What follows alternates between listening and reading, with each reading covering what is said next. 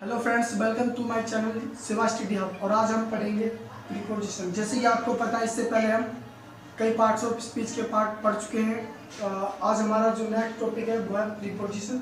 अगर इससे पहले हमारे आपको पार्ट ऑफ स्पीच के कुछ पार्ट समझ आए हों या टॉपिक समझ में आए हों तो हमारी वीडियो को लाइक करें, सब्सक्राइब करें, शेयर करें, ज़्यादा से ज़्यादा लोगों को बताएँ। और ये भी आज हमारा छोटा सा टाइप है। आज हम बताएंगे कि प्रीपोजिशन क्या होता है, ये कहाँ कहाँ लगता है, इसका इस्तेमाल कैसे होता है। ठीक है, प्रीपोजिशन इसकी समझते हैं हम पहले definition. Words that are used to show the relationship of noun और pronoun with parts of sentence are known as preposition. वो वर्ड जो सेंटेंस में नाउन या प्रोनाउन के अलग पार्ट के हिस्से होते हैं वो प्रीपोजिशन कहलाते हैं। या कह लो कि उन नाउन या प्रोनाउन की स्थिति, अलग जो शब्द होते हैं स्थिति बताते हैं, या वो बताते हैं कि किस जगह है, क्या है, उनकी जगह बताते हैं, वो प्रीपोजिशन होते हैं। जैसे कि हमें इसे पता चल रहा है, नाम से सीधा ही पता चल रहा है प्रीपोजिशन। पोजीशन मतलब किस स्थिति पे है, किस जगह पे है, वो बताना साफ पता चलता है नाम से। अगर आप ध्यान से पढ़ेंगे, इस नाम को भी दो भागों में बांटा गया, प्रीपोजिशन। ठीक है, तो ये हमारा छोटी सी डेफिनेशन है और इसको हम समझेंगे एग्जाम्पल के जरिए। ठीक है, तो हमारा जो पहला एग्जाम्पल है वो ये है, cat is sitting on the table. ठीक है, तो कैट जो है वो बैठी है, कहाँ बैठी है, टेबल के ऊपर बैठी है। तो जो हमारा प्रीपोजिशन का काम कर रहा है वो हमारा ऑन है। ऑन इसलिए है कि वो बिल्ली की स्थिति बता दी है कि बैठी है, कहाँ बैठी है, टेबल के ऊपर बैठी है। मतलब बिल्ली जो बैठी है वो टेबल के ऊपर बैठी है, टेबल।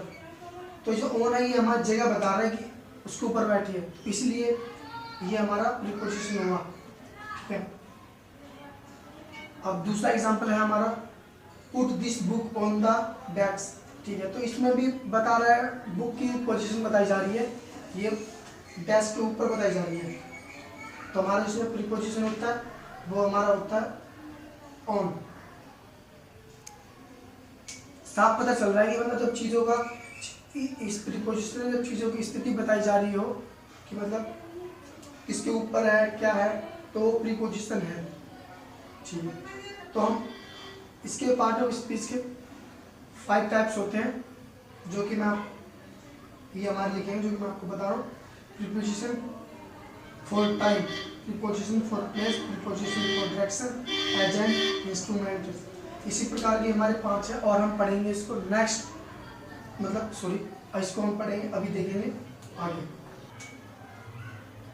ये हमारा नेक्स्ट प्रीपोजिशन फॉर टाइम। जैसे कि हमें टाइम से पता चल रहा है कि मतलब ये किस पे बात करेगा, ये टाइम की पोजीशन बताएगा। मतलब प्रीपोजिशन फॉर टाइम, जो प्रीपोजिशन है वो टाइम की बात करेगा, टाइम बताएगा। प्रीपोजिशन मतलब टाइम बताएगा कि क्या होता है, किस जगह लगना चाहिए, कैसे लगना चाहिए। ठीक है, तो पहले हम इसकी डेफिनेशन समझ लेते हैं। Preposition that are used to show time in various abstract are known as preposition for time.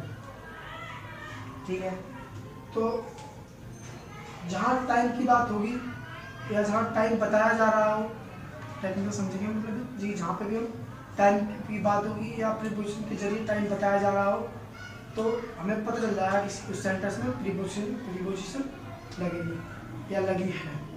ठीक है, एग्जाम्पल के लिए समझेंगे, दे गॉट मैरिड इन 1970।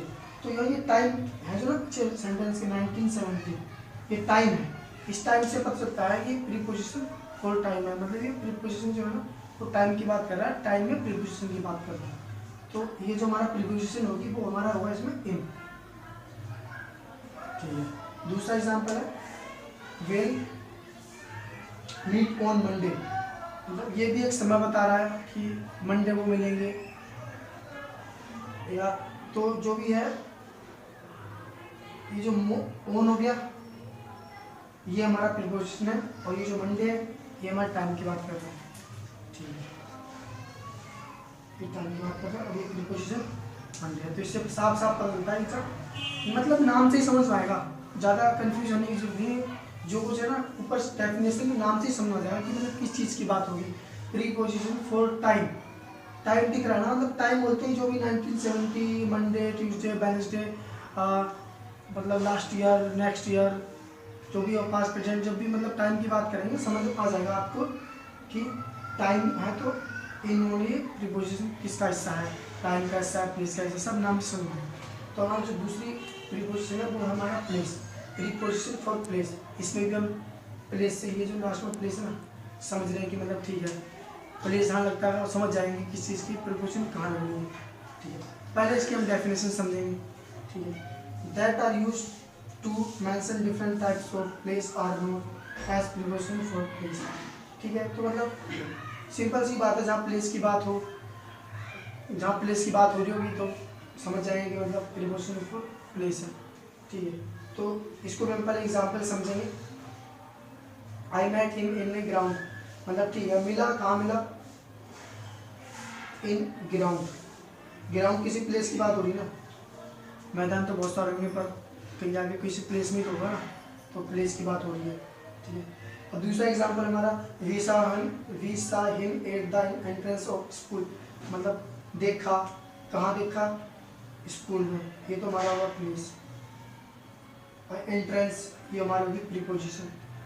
साफ दिख रहा है, साफ पता चल रहा है कि कहाँ पे बात हो रही है, किसकी बात हो रही है, ये नाम से पता चलता है। अगर आप एक मतलब 5 सेकंड में इस चीज़ को ध्यान से समझेंगे तो आपको ना नाम से क्लियर हो जाएगा कि आप किस चीज़ की बात कर रहे हैं। तो इसमें जैसे कि टाइम से पता चल रहा था, इसमें प्लेस से पता चल रहा था, और इससे होम से इसमें एंट्रेंस से, सब मतलब सारे टॉपिक में क्लियर है। थोड़ा सा आप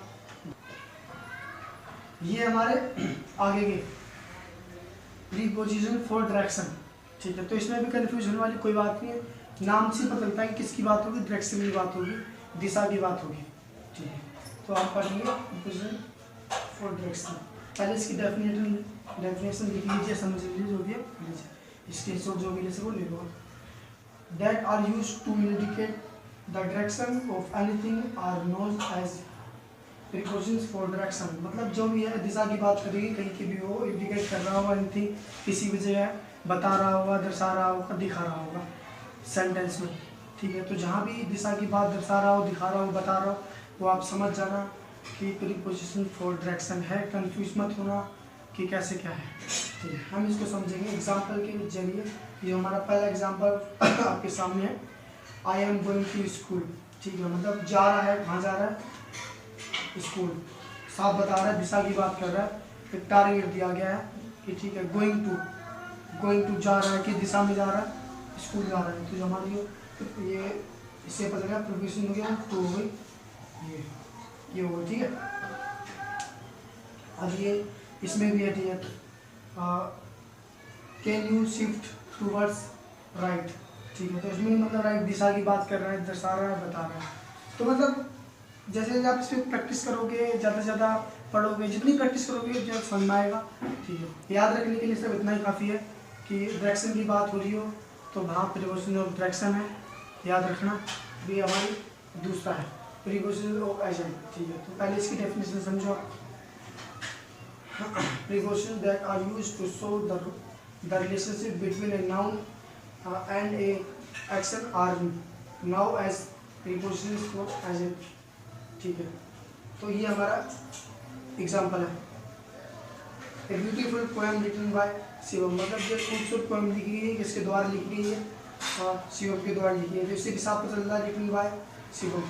ठीक है, एजेंट की बात हो रही है, बता रहे हैं, तो जो रिटन बाय है किसके द्वारा लिखी गई है, शिवम के द्वारा। तो ये हमारा ये मतलब नाम के जरिए या लास्ट वर्ड के जरिए हम पता करते हैं कि इसमें कौन सी प्रीपोजिशन लगी है। ठीक है, तो घबराने वाली कोई बात नहीं है, जो भी है हमें ना नाम से पता चल जाएगा। आप समझने की थोड़ी कोशिश करेंगे, आपको सिंपल सी बात है, एक बार में समझ में आ जाएगी।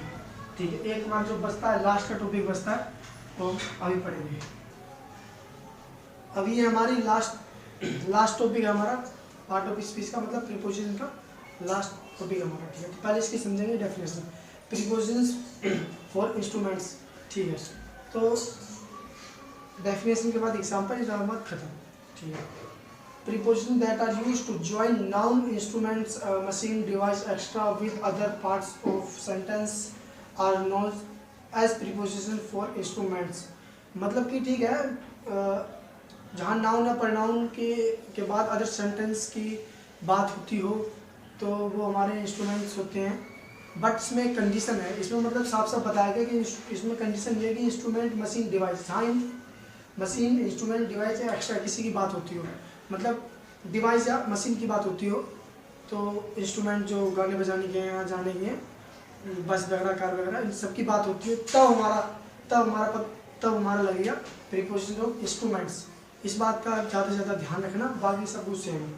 एग्जाम्पल हमारा she is going to Jaipur by bus, ठीक है। तो मतलब ये जो बस है ना, हमें बस से पता चल गया कि मतलब ये हमारा इंस्ट्रूमेंट्स प्रीपोजिशन है। लेकिन प्रीपोजिशन कौन सी है?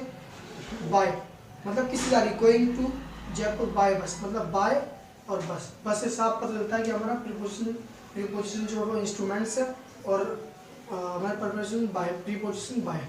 तो घबराने वाली कोई बात नहीं, जैसे जैसे आप इसकी प्रैक्टिस करोगे, समझोगे, आपको ज़्यादा समझ में आएगा। अगर आपको हमारी वीडियो अच्छी लगी हो तो लाइक करें, सब्सक्राइब करें, शेयर करें, ज़्यादा से ज़्यादा लोगों को बताएं और हमारे चैनल पे जाएं, विजिट करें। इससे पहले हमारे जो वीडियोस हैं वो वीडियो देखें, लाइक करें, जब आपको पार्ट ऑफ स्पीच समझने में आसानी होगी। और भी इसी तरह से हम जल्दी से जल्दी वीडियो लाएंगे और आपको बेस से लेकर लास्ट तक सिखाएंगे।